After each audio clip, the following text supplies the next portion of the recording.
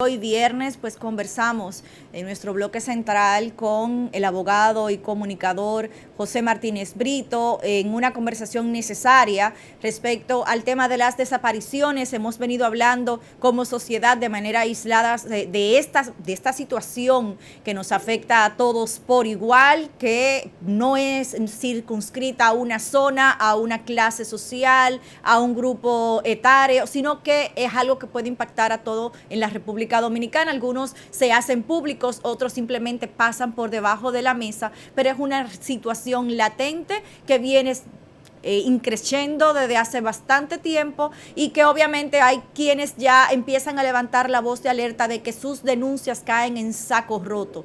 Ya veíamos en los últimos años, en el último lustro tenemos cerca de 2.000 personas desaparecidas, algunas con respuesta de parte de la Policía Nacional, que ha empezado en los últimos días como respuesta a las quejas de desoír, ¿no?, de parte de las autoridades, el lamento y los reclamos de la sociedad, empieza a presentar resultados, pero no hay no está estructurada la forma en la que debe dársele seguimiento a las denuncias de desapariciones, no hay un protocolo que se siga, no hay un canal de comunicación directo con las familias y una cantidad de debilidades más que el sistema trae y que necesariamente nosotros tenemos que empezar a evidenciar. En su pasada candidatura como diputado de la circunscripción número 2 del Distrito Nacional, nuestro invitado del día de hoy pues presentaba entre sus propuestas justamente la ley de búsqueda y rescate de personas desaparecidas como una de sus propuestas principales, mirando justamente aquellas cosas que mucha gente no ve, y es parte de lo que queremos conversar el día de hoy. Y obviamente él siempre lo ha dicho en sus redes sociales, no es solo desde una posición pública, sino desde donde quiera que estemos, incluso a través de los micrófonos, que debemos aportar, y es justamente lo que buscamos en la mañana de hoy. Martínez Brito, muchísimas gracias por estar con nosotros en esta mañana. Gracias a ustedes por la invitación, y dicho sea de paso, ciertamente fue parte de mi campaña, pero es parte de mi campaña de por vida. El hecho de que no tenemos que aportar solamente desde una curula. Ahora mismo yo quisiera y me sentiría feliz con que un legislador del partido que fuese, de la litoral que fuese, me llame y me diga: vamos a proponer el proyecto, vamos a trabajarlo, vamos a darle forma al proyecto de búsqueda y rescate de personas desaparecidas. El problema es que aquí todo el mundo se queda en el bulto. Yo vi a varios legisladores hablando sobre el tema y hablaban de que, bueno, que porque la policía no daba respuesta. Hermano o hermana, no hay un protocolo y usted está ahí para eso. Y lo que procede es que si no hay una legislación en cuanto a este sentido que determine un procedimiento, que usted se ponga a trabajar en eso, no solamente en el ardid del momento, en el ardor de la situación, que usted haga una comunicación, la sube en sus redes sociales y punto. Yo no soy legislador, no puedo hacerlo yo. Y aquí en República Dominicana es sumamente difícil hacer una iniciativa popular, una desde la sociedad civil legislativa popular, porque la ley la han puesto precisamente como para que nadie llegue a esos números de firmas para hacer esto. Ahora, mucha gente tiene el paradigma de la República Dominicana de que aquí hay muchas leyes y que no se cumplen y que no necesitamos más leyes. Y en las redes sociales mucha gente dice: bueno, ¿para qué necesitamos una ley de búsqueda y rescate de personas desaparecidas? Es la misma situación jurídica que la mayoría no conoce, y el estatus jurídico del desaparecido lo que obliga a que haya una legislación para poder entender los procedimientos. Porque es que hay varios tipos de desapariciones. Por ejemplo, actualmente en Latinoamérica se cuentan 4 tipos de desapariciones. La desaparición simple, que es cuando se ha cometido algún delito en contra tuya, se entiende que existen las bases para creer que se cometió un delito, ya sea un secuestro o que te tienen en un lugar, digamos, cautivo, porque no es lo mismo. Luego les explicaré la diferencia entre secuestro y simplemente mantenerte cautivo en un lugar, que es una de las falencias de la ley también. Está la desaparición forzada, que es la que hace el Estado, la que el Estado provoca, y esta desaparición forzada regularmente se cataloga como un crimen de lesa humanidad o como un genocidio, dependiendo de cuál sea la razón por la cual te están desapareciendo. Pero también existe la desaparición voluntaria, que es lo que en Estados Unidos se ha considerado un derecho, que es the right to be left alone, el derecho a que te dejen en paz, que es la persona que desaparece porque quiere desaparecer y tiene la edad para decidir que no quiere volver ni a juntarse con nadie y que quiere cambiar de nombre. Desarraigo. Simplemente desaparecer. Y esto, incluso cuando vimos a la policía el otro día dando la rueda de prensa respecto a las personas que habían encontrado, dense cuenta que 2 de estas personas simplemente se habían ido de su casa y habían ido a casa de un amigo, de un tío, de un primo, y se desconectaron de su familia. Tienen el derecho a hacerlo, entiendo yo que es así, pero debe establecerse claramente en la legislación cuál es el protocolo a seguir con cada uno de ellos para salvaguardar los derechos de cada quien. Pero al mismo tiempo debe establecerse un protocolo sobre la asistencia y la conexión de la familia en la investigación. Porque hasta hace unas horas, por ejemplo, no teníamos conocimiento de una comunicación que hizo la Policía Nacional en el día de ayer, en la cual establecía que la familia de uno de los desaparecidos no había cooperado con la búsqueda y que no querían entregar el móvil, el celular. Y para la búsqueda de una persona desaparecida, tener el celular y sus últimas conversaciones son nodales. Hay que tenerlo. Y luego vemos un comunicado de la familia en el cual establecen que no se han negado a aportar nada que formalmente no se les haya solicitado. Entre líneas tú lees y te das cuenta perfectamente de que lo que ocurre es que no han entregado el celular porque supuestamente no lo han solicitado de manera formal. No hay un protocolo. Que no hay un protocolo. Pero al mismo tiempo uno tiene que entender ciertas cosas. Hacerlo de manera formal conllevaría la decisión de un juez. Y la decisión de un juez conllevaría o una audiencia administrativa o una audiencia pública oral y contradictoria. Que el fiscal. Y esto conlleva tiempo. Y las primeras 24 horas de la búsqueda y rescate de una persona desaparecida son necesario agotar ciertos puntos para poder reducir las posibilidades de no encontrar a la persona o las posibilidades de encontrarlo sin vida. Entonces, todo esto tiene que establecerse en una legislación, porque si no es así, no podremos obligar al funcionario público a que siga un patrón y, siguiendo este patrón, pudiéramos entonces determinar si el funcionario está haciendo lo que se amerita o no para la búsqueda y rescate de una persona desaparecida. Luego también está el otro tipo de desaparición, que es el extravío. Es la persona que está extraviada. Dígase, por ejemplo, las personas que suben al Pico Duarte y se pierden. Estas personas no son objeto de delincuencia, no han desaparecido porque el Estado los ha catalogado como un enemigo, no han sido voluntariamente se van. No ha sido voluntario, ha sido un accidente. Unas personas que se pierden en el mar, en un viaje en yola, por ejemplo, esos son los extraviados hasta que evidentemente sean encontrados.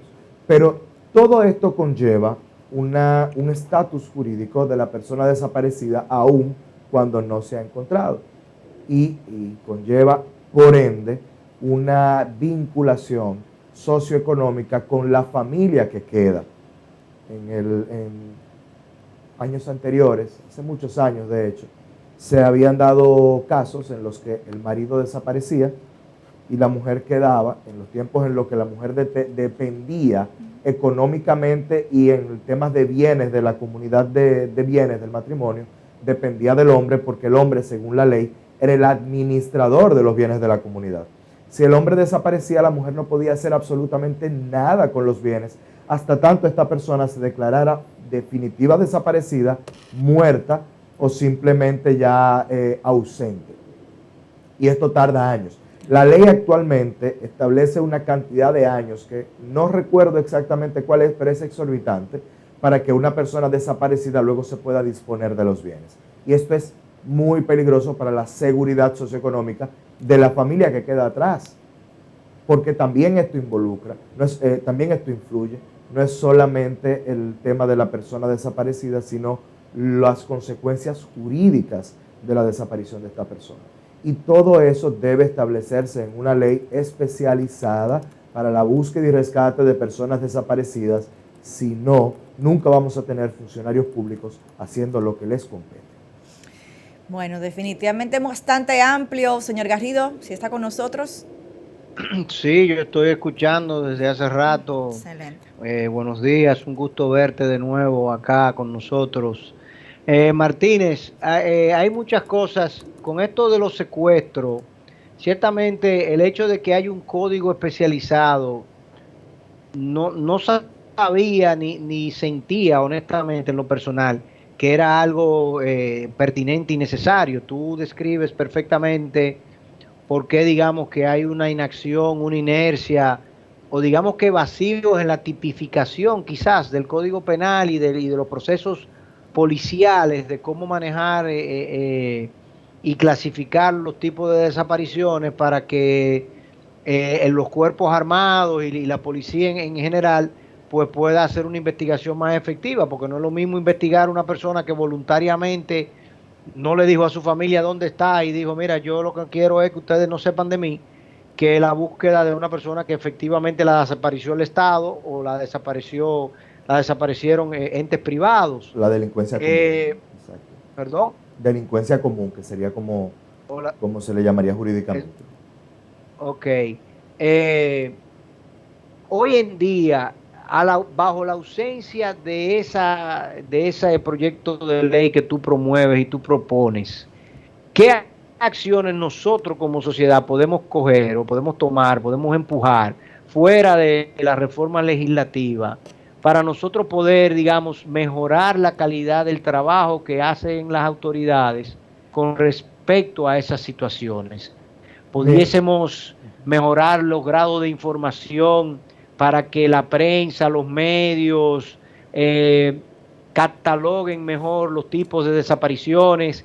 ¿Se pudiese crear un protocolo a lo interno de la policía que permita que la policía maneje el proceso investigativo de una manera más eficiente y ellos tengan a la mano cosas tan sencillas como un cuestionario de levantamiento de información más veraz y al mismo tiempo de mejor calidad para hacer el trabajo? O sea, ¿qué podemos nosotros como sociedad promover y empujar más allá de lo legislativo? Porque algo sí es cierto y definitivo, y es lo que estamos viendo, por ejemplo, con el tema de la educación. Tú no haces nada con sencillamente prometer y ofrecer y entregar grandes sumas de dinero a instituciones que son altamente ineficientes. No hacemos nada con decir, mira, esto tenemos que dividirlo en 4 departamentos, crear un departamento nuevo por una ley, por ejemplo, dentro de la Policía Nacional, si la Policía Nacional sigue utilizando las mismas herramientas, los mismos criterios y la misma forma que lo hacía en el pasado. No sé si me entiendes. Entiendo perfectamente, y creo que hay 2 puntos que debo tratar con respecto a estas afirmaciones que haces, en las que tienes toda la razón, y la segunda, la propuesta que podemos hacer. Lo primero es que la ley de secuestro es una ley especial, y esta ley de secuestro debe ser reformada obligatoriamente. Es que un país se rige por leyes, y lamentablemente es por leyes que debemos empezar a presionar para que se cumplan los protocolos, para que se generen los protocolos. Y ahora te explico el por qué. Lo primero es la ley de secuestros. La ley de secuestro tiene un problema básico que son los elementos constitutivos. Muchos no saben, por ejemplo, que una persona, para ser considerado secuestro, debe existir una llamada de solicitud de recompensa. Pero si no se hace una llamada y lo que se hace es, por ejemplo, un mensaje de WhatsApp o un mensaje por Instagram, no aplica como una llamada y por tanto no se cumplen los elementos constitutivos. Porque está obsoleta. Del secuestro. La ley está obsoleta, pero también tenemos que darnos cuenta de que no necesariamente hay una llamada de rescate para saber que una persona está secuestrada, porque no siempre lo que persigue el secuestrador es un rescate. A veces lo que persigue es sacarle información al secuestrado. A veces es simplemente evitar que el secuestrado se presente a un lugar en específico en un momento en específico. Dígase, por ejemplo, a una audiencia, a testificar. Entonces, no va a haber una llamada de rescate. Entonces, en ese sentido, la ley de secuestro está completamente obsoleta. Verifiquen cuántas sentencias por secuestro se han dado en la República Dominicana a través de los años y se pueden contar con los dedos de las manos. ¿Por qué? Porque no se cumplen los elementos constitutivos. Tenemos que reformar la ley en ese sentido. Ahora, ¿qué podemos hacer los ciudadanos? Muy poca cosa.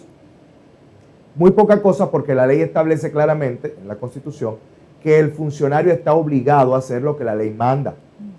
Por tanto, tú no puedes obligar a un funcionario público a hacer lo que la ley no le manda.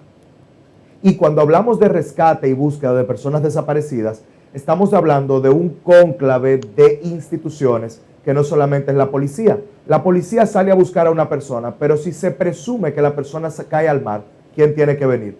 Tiene que venir los bomberos. Pero si se presume que es más allá de lo que sería la costa, tiene que llegar la Marina o la Armada. Si se presume que la persona está en el Pico Duarte, entonces tiene que llamar al Ejército. Y si se presume que la persona está, por ejemplo, no sé, es que pasa... Dependiendo de las circunstancias. Dependiendo de las circunstancias. Claro. Entonces tú no haces nada diciéndole, por ejemplo, a la policía que genere un protocolo, si ese protocolo no va a ser seguido, por ejemplo, por los bomberos por igual y por el Ejército cuando se involucren en una investigación de una persona desaparecida, o por la Armada de la República Dominicana en caso de que también se vea involucrada. Obligatoriamente debes generar un reglamento común para todos. ¿Cuál es el procedimiento? Obligando a la policía, por ejemplo, mire, si a usted van y le ponen una denuncia, lo primero que usted tiene que hacer es 5 puntos. Luego de hecho estos 5 puntos y determinar cuáles son las posibilidades, usted debe comunicarse con tales instituciones. Y los interrogatorios que debes hacer es a tales personas.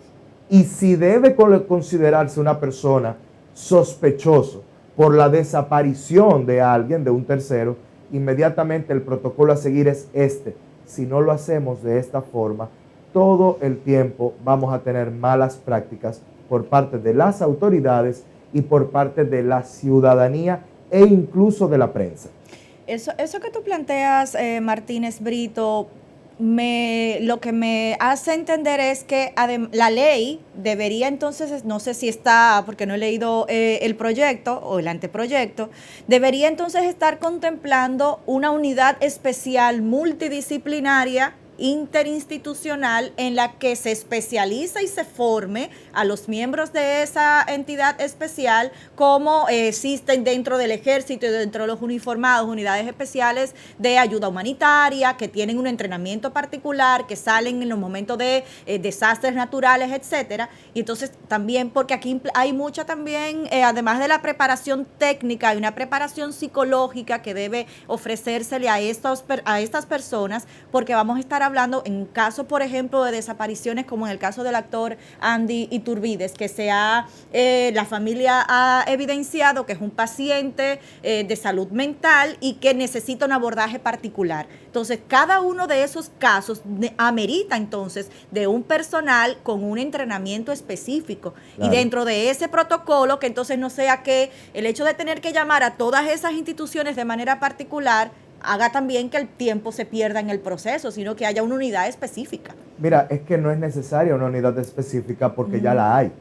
Por ejemplo, si tú te vas a la fiscalía, en la fiscalía tú te das cuenta que hay un departamento de robos, un departamento de delitos económicos, un departamento de crímenes contra la persona, un departamento, y así por el estilo te vas, lo tienes todo. Te vas a la policía, te das cuenta que está el DICAN, el DICAN ya lo eliminaron, pero está el DICAT, que es para crímenes y delitos de alta tecnología, está el DICRIM, que es para los crímenes de crimen organizado, cuando vas al destacamento te das cuenta que hay un departamento de robos, en el cual otras personas se especializan en temas de robo. Luego te vas a Honduras, donde está el plan piloto, hay vehículos robados, crímenes contra las personas, también hay un departamento. No es necesario crear una nueva institución.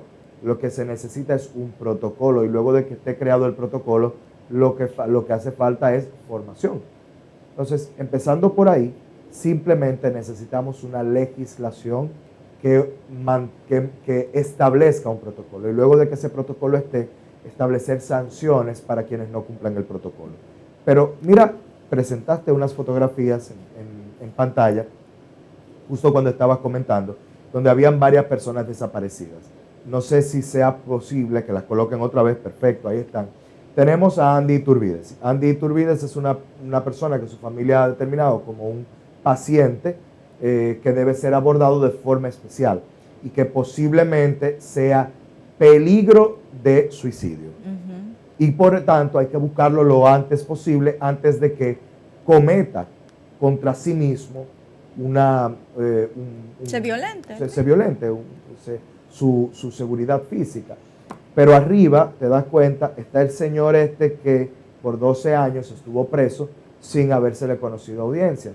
Y Derechos Humanos estableció que donde él estaba, en su casa, con su familia, esto es una desaparición voluntaria.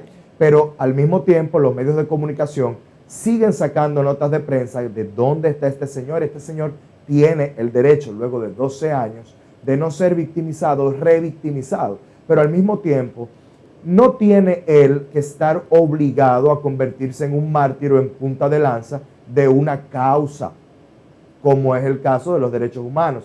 A él, desde mi punto de vista, se le quiso convertir en una causa y él lo querían obligar a pelear contra el status quo, convirtiéndolo a él en la base de la lucha de personas que están presas y no son sometidas. Él, un tipo que por 12 años fue aplastado por el Estado y que estuvo preso sin ningún tipo de razón, a él lo quieren colocar. Él tiene el derecho a decir, no, yo no quiero, yo quiero estar tranquilo, yo no quiero pelear contra el Estado, tengo miedo a pelear contra el Estado, no me interesa. Ah, bueno, las instituciones de derechos humanos tienen que respetar esto. Y siguen los medios de comunicación recordándole a este señor y la gente buscándolo en la calle, señalándolo, este fue el que duró preso, cuando muy probablemente él simplemente quiere que lo dejen tranquilo. Pero estás viendo el otro, por ejemplo, el otro joven que está en la parte de arriba, a la derecha, que su carro fue encontrado quemado. Este joven ya se sabe que muy probablemente fue víctima de un acto criminal. Y luego vemos el joven de abajo que simplemente desapareció y no hay rastro. O sea, son 4 desapariciones totalmente distintas. ¿Deben abordarse de la misma manera? Nunca en la vida. Por esto necesitamos una legislación que establezca las diferencias y los elementos constitutivos de cada desaparición y que el protocolo pueda seguirse en base al peligro próximo que se tiene dependiendo de cuál sea esta desaparición. Claro, ¿no? Y el tiempo es neurálgico, la reacción, Totalmente. el tiempo de reacción es neurálgico y vemos en Fiscalía como en Ecuador, por ejemplo, de hecho en la página de la Fiscalía en Ecuador no tienes que esperar 24 horas para reportar a tu familiar desaparecido. De hecho, tienen en su página web un formulario que tú puedes hasta colgar la foto ahí mismo de varias fotos de distintos ángulos de tu familiar, justamente porque reaccionar a tiempo puede ser la clave. Claro. En rescatar, en el caso de que sea una persona en riesgo, rescatar con vida o no a tu familiar. Incluso hay varias legislaciones a nivel internacional que pueden ser vistas como un ejemplo. Para los que son, digamos, anglófonos o los que son bilingües, a veces les molesta que uno haga la traducción, pero debe hacerse la traducción según la Real Academia de la Lengua. Y hago esta acotación porque yo sé al público al que me estoy dirigiendo y también sé cuáles han sido las reacciones en las redes sociales. El código ámbar en Estados Unidos, que la gente dice, no se llama código ámbar, se llama Amber Alert. El Amber Alert es el nombre de una niña y como es Amber no se le cambia el nombre. Déjenme explicarles. Amber no es un nombre de una niña. Sí, efectivamente lo fue, pero luego se convirtió en las siglas de un protocolo. La Real Academia de la Lengua establece que debe traducirse estas siglas e incluso se pueden generar nuevas siglas en español para estas siglas en inglés. Por eso se ven por sus siglas en inglés, por ejemplo, cuando usted ve algo escrito. Entonces, yo hablo del código ámbar, que es la traducción del nombre Amber a ámbar para que la gente lo comprenda. ¿Cuál es el código ámbar? ¿O qué es lo que establece? Establece que cuando una menor o un menor desaparece, inmediatamente hay que poner el grito al cielo, por decirlo de alguna manera, y en todas partes se publica que la persona ha desaparecido. Se mandan por los celulares, los relojes inteligentes, en las carreteras se colocan los anuncios para que si alguien los ve, inmediatamente pueda dar parte a la policía. ¿Por qué? Porque el menor no tiene facultad para decidir desaparecerse. no tiene la capacidad para tomar esa decisión. Por tanto, es inmediato que hay que hacer la búsqueda. No se tiene que esperar 24 horas o 48 horas como en diferentes legislaciones a nivel internacional. O las 72 que piden en República Dominicana. Entonces, todo esto hay que tomarlo en cuenta. Si es un menor que está desaparecido, es un código que hay que inmediatamente llevarlo a todos lados. Lo que pasó con esta niña, con Carla Maciel. Carla Maciel desapareció y si se hubiese colocado los anuncios del lugar en el momento preciso, inmediatamente a lo mejor hubiésemos reducido las posibilidades de encontrarla como se encontró finalmente, lamentablemente muerta y descuartizada y sus órganos sin órganos. Y yo digo, precisamente por eso es que necesitamos ese protocolo. Precisamente por esto es que República Dominicana necesita que sus legisladores pongan de su parte, porque aquí la gente cree que ser legislador es simplemente para regalar cajas de muertos y para brindarte bonoluz, bonogás, para regalarte una casa, hojas de zinc. No, para legislar también están. Y lo ideal es que legislen, además de las modificaciones a las leyes que ya están obsoletas, legislar para el porvenir, para esas situaciones que antes no eran un problema en la República Dominicana, que hoy ya sí lo son y necesitan ser abordadas. Sin duda. Señor Garrido. Bueno, yo creo que Martínez Brito ha sido muy claro, espectacularmente claro sobre este tema, y es una lástima que uno no haya escuchado, Ana.